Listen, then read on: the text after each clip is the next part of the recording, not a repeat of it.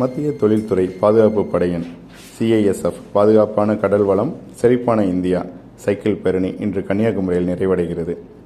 இந்தியாவின் பாதுகாப்பில் முக்கிய பங்கு வகிக்கும் CISF எனப்படும் மத்திய தொழில்துறை பாதுகாப்பு படையின் 56ஆம் ஆண்டு தினத்தை முன்னிட்டு இந்திய கடலோர பகுதிகளில் கடல்வள பாதுகாப்பு, போதைப்பொருள் கடத்தல், தீவிரவாத ஊடுருவல், கடல் பாதுகாப்பில் மீனவர்களின் பங்கு குறித்து கடலோர மக்களிடம் விழிப்புணர்வு ஏற்படுத்தும் விதமாக இந்தியாவின் மேற்கு வங்கம், பக்காலி மற்றும் குஜராத் லக்பத் கோட்டை கடற்கரையிலிருந்து இரு பிரிவுகளாக கடல் வழி தடத்தில் இந்த சைக்கிள் பேரணி தொடங்கியது.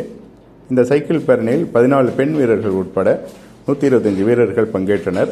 மார்ச் 6ஆம் தேதி தொடங்கிய இந்த பேரணி 11 மாநிலங்கள் மற்றும் யூனியன் பிரதேசங்களை 6553 கிலோமீட்டர் தூரம் கடந்து 25 நாள் பயணித்து மார்ச் 31 இன்றுடன் கன்னியாகுமரி கடற்கரையில் மத்திய தொழில்துறை பாதுகாப்பு படையின் வீரர்களின் 25ஆம் நாள் விழிப்புணர்வு சைக்கிள் பேரணி நிறைவடைகிறது.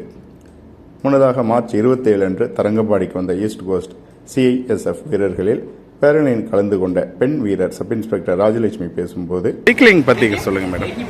நாங்கள் CISFலேருந்து வரோம். ஓகே. 56th CISF ரைசிங் இந்த சைக்கிள் ரேலி நாங்கள் பண்ணிட்டு இருக்கோம்.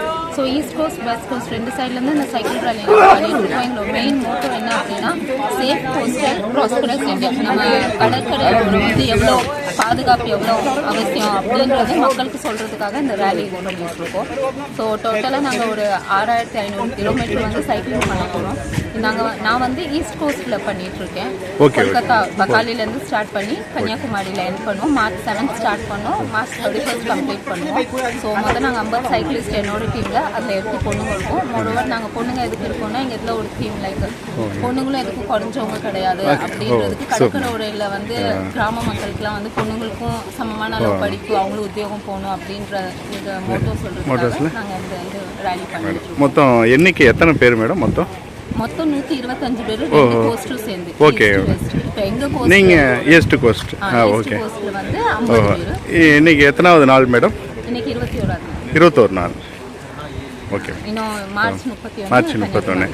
இதோடைய மெயின் உங்களுடைய இந்த ட்ராலி இதோட நோக்கம் வந்து கடற்கரை வருதுல, எவ்வளவு முக்கியம். இப்போ நிறைய ட்ரக்ஸ், ஆமா, போதை பொருள்கள் அதிகம். ஓகே. இதெல்லாமே நடக்குது கடற்கரை மூலமா தான் வருது. ஓகே. ஸோ அங்க இருக்கிற கிராம மக்களோ, அவங்க என்ன அந்த ஃபிஷர்மேன், அவங்க கடல்ல யாராவது புது போட்டோ இல்ல அவங்க கிராமத்துல யாரும் புதுசா ஆளுங்க வராங்க அப்படின்னா லோக்கல் போலீஸ்டையோ சொன்னா, இல்லை கோஸ்டல் கார்ட்டை இன்ஃபார்ம் பண்ணா அது என்னன்னு ஒரு கிராஸ் வெரிஃபை பண்ணிட்டு நம்மளோட சேஃப்டி பார்த்துக்கலாம். இந்தியாவோட பாதுகாப்புக்காக இந்த பாதுகாப்பு விழிப்புணர்வுக்காக மெயின் எங்களோடது வந்து ஃபர்ஸ்ட் அந்த கடற்கரையில் இருக்கிற மக்கள் தான் வந்து ஃபர்ஸ்ட் செக்யூரிட்டி லைன்.